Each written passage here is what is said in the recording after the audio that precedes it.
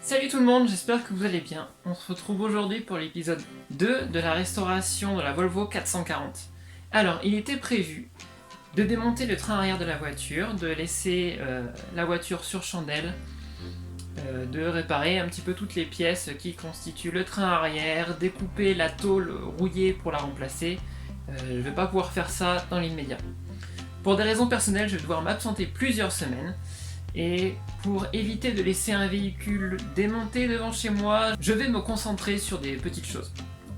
Pour cette vidéo, ce sera uniquement de la peinture, réparation, du pare-choc, de petits éléments qui se trouvent à l'arrière de la voiture. Mais malgré tout, ça va permettre de se projeter sur le résultat final. Et puis aussi, c'est encourageant de voir même une infime partie du véhicule enfin neuf. Bon, eh bien, je pense qu'il est temps de s'y mettre, alors...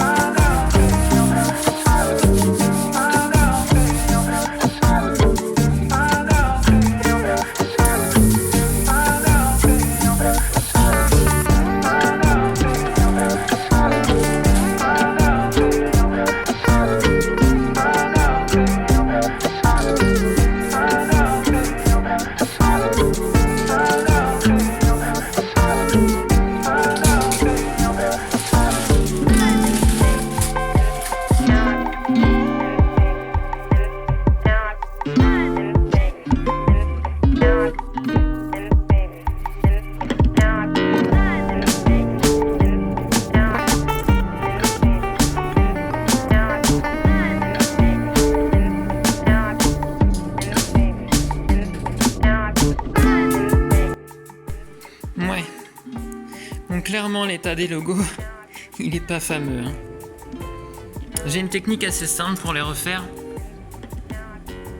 Je ponce tout. Je mets un coup de bombe grise partout. Et je refais les contours au Posca noir. Et dernière étape, un coup de vernis mat ou vernis brillant, selon ce que je veux. Ça fait vraiment le taf.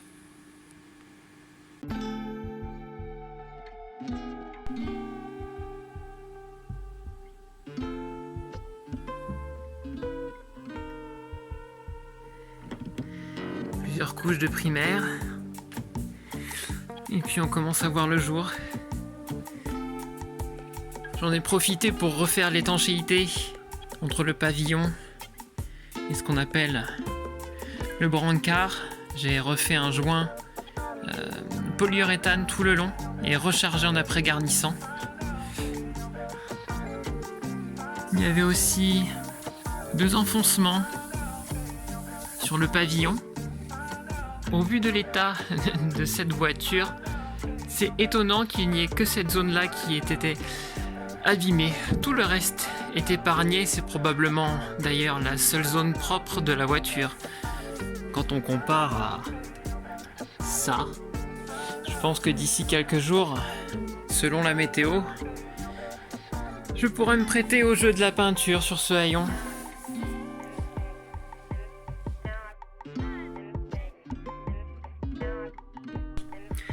Il fait super beau aujourd'hui. Ce serait vraiment trop bête de pas en profiter. Je vais la rentrer. Tout caché. Et puis c'est parti pour la peinture du haillon. Je vais vous épargner toutes les étapes de masquage et on se retrouve pour la peinture.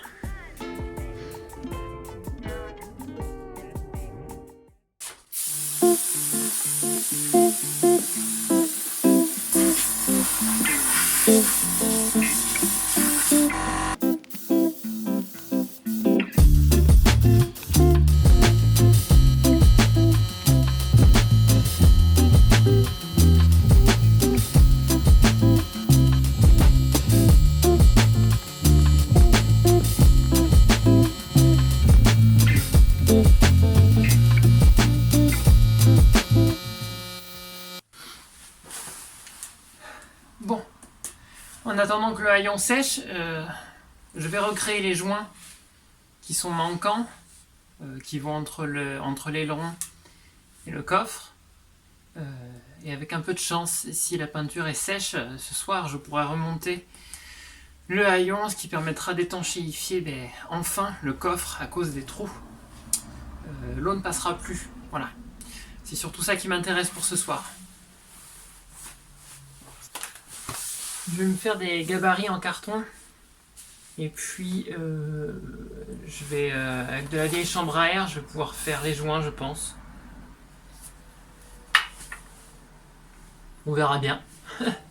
On teste.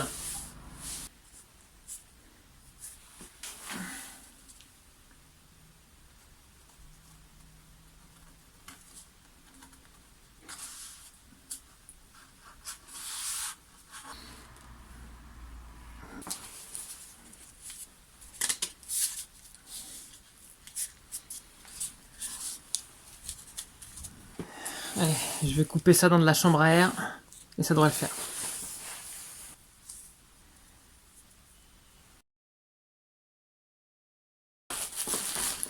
Putain, des fois je me gonfle. J'avais commandé un isolant. Je suis quasiment sûr que ça peut le faire. En plus, il y a une partie autocollante. Je vais essayer de faire un joint tout de suite avec. Bon, ça se tente ça.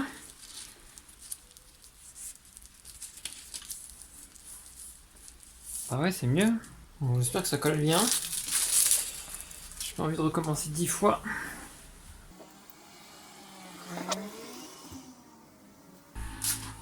Bon.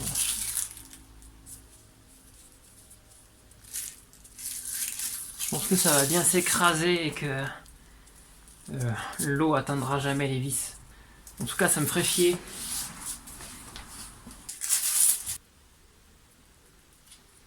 Ok. Un petit bout là.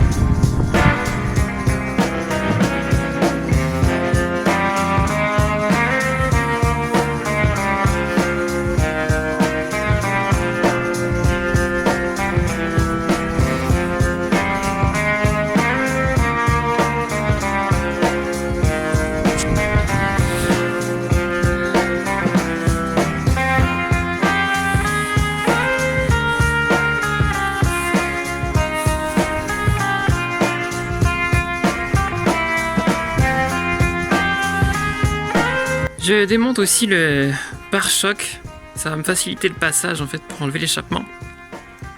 Tout simplement parce que la voiture va passer au contrôle technique très prochainement. Alors je sais qu'elle ne l'aura pas, j'en suis consciente, elle est beaucoup trop fatiguée sur plusieurs points.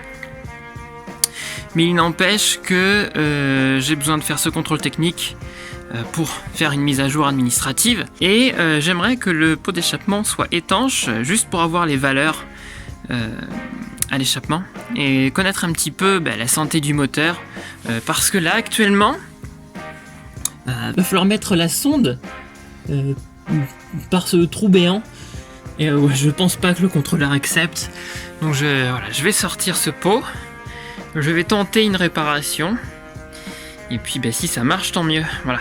Bon. On voit clairement que la voiture elle a été abandonnée, serrouillée. Là aussi c'est pas mal attaqué. Bon, je vais nettoyer tout ça. Et on va voir ce que ça donne.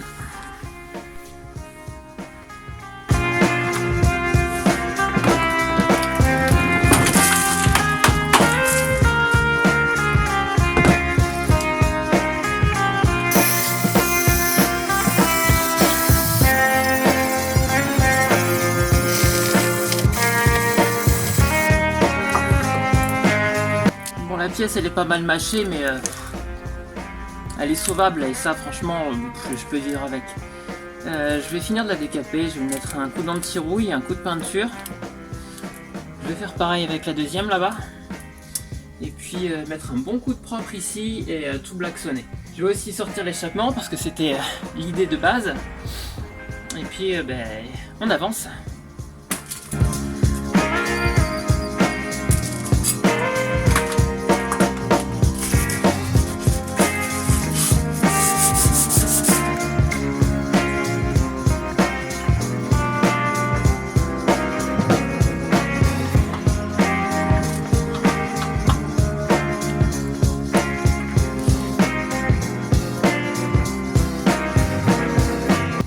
La boîte de conserve de tétanos là.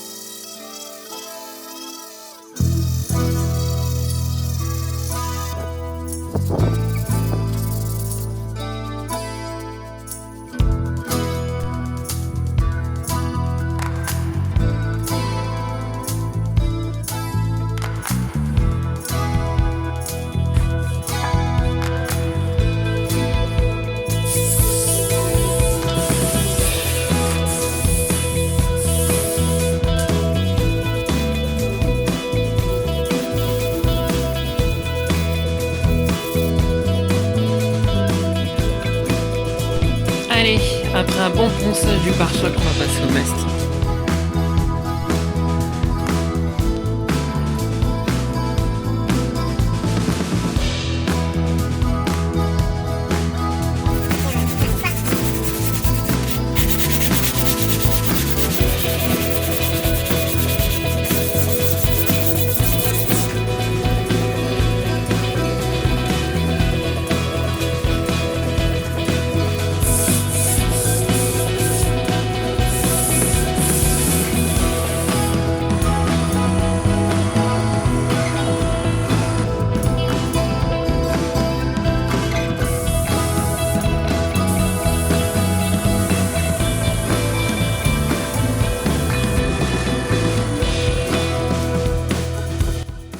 le temps tout pourri dehors.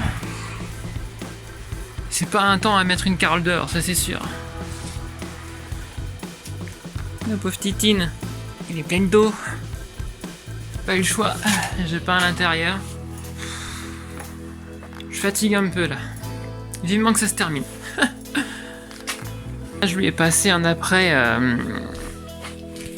spécial plastique. Donc là on voit toutes les rayures de ponçage qui remontent. En fait c'est tous les petits poils du plastique qui boulochent quand on le ponce. Donc là ça va être emprisonné dans l'après. Et je n'aurai plus qu'à poncer avec un grain de 320. Corriger les derniers défauts.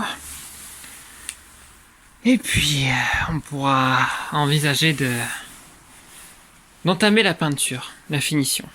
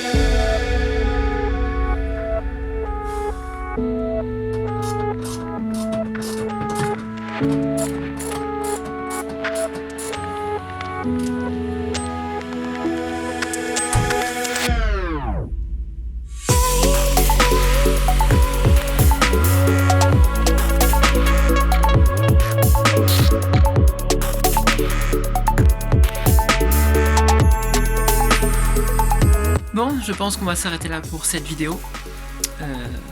Je sais pas si on se rend compte. Je pense que la vidéo va tourner autour des 25-30 minutes peut-être. En réalité, ça représente à peu près une vingtaine d'heures de travail, peut-être même plus. Et pourtant, ça représente qu'une infime partie du projet. Voilà. En tout cas, j'ai pris beaucoup de plaisir à tourner ces images. J'espère que vous en aurez également à les regarder. Je vais m'arrêter là en ce qui concerne la carrosserie, puisque je vais m'absenter pendant quelques semaines. Il est tout simplement hors de question de laisser un véhicule un peu désossé sur le parking. C'est un peu appel à se servir en termes de pièces. Voilà. Je préfère avoir un véhicule complet dans la maison. Et puis pour la prochaine vidéo, j'imagine que ce sera au niveau de l'entretien moteur. Ce serait pas mal de faire l'entretien avant de la remiser pendant quelques temps. En ce qui concerne la courroie de distribution, les joints spi, vidange, allumage, un petit peu la globalité du moteur. J'aimerais également regarder l'état de la crépine, voir s'il n'y a pas trop de boue. Au fur et à mesure des années, ça s'accumule beaucoup et voilà. J'aimerais contrôler tout ça, ce qui va me permettre aussi de changer le joint du carter bas moteur qui est un petit peu usé. Je pense que j'ai une fuite à ce niveau-là. Je suis plutôt contente du résultat. C'est un peu laborieux à faire hein, avec du petit matériel, mais ça prend du temps, mais on arrive à un résultat qui est plutôt correct hein, selon moi. C'est pas désagréable à regarder, il y a des défauts évidemment, ça reste de la petite réparation, de la petite rénovation, mais ça avance petit à petit. Et puis ça permet un peu de se projeter aussi sur le résultat final. Voilà, en attendant, je vous laisse, je vais ranger tout mon matériel, me reposer un petit peu, prendre mon café comme d'habitude. Et puis en attendant, je vous souhaite une belle continuation, prenez soin de vous. Bisous, à bientôt, ciao.